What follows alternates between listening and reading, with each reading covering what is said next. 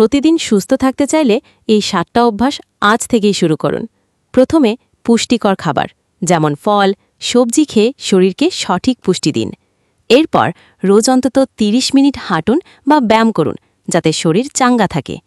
রাতে 7-8 ঘন্টা নিশ্চিন্তে ঘুমান যাতে শরীর আর মন বিশ্রাম পায়। প্রতিদিন কমপক্ষে 8 গ্লাস পানি পান করে শরীরকে সতেজ রাখুন। মানসিক শান্তির জন্য দিনে 5 মিনিট ধ্যান করুন, দেখবেন মনটা অনেক হালকা লাগবে। আর হ্যাঁ, ধূমপান, অতিরিক্ত চিনি বা ফাস্টফুডের মতো খারাপ অভ্যাসগুলো ছেড়ে দিন। আর সবথেকে জরুরি, পরিবার আর প্রিয়জনদের সাথে সময় কাটান, এতে মন ভালো থাকে।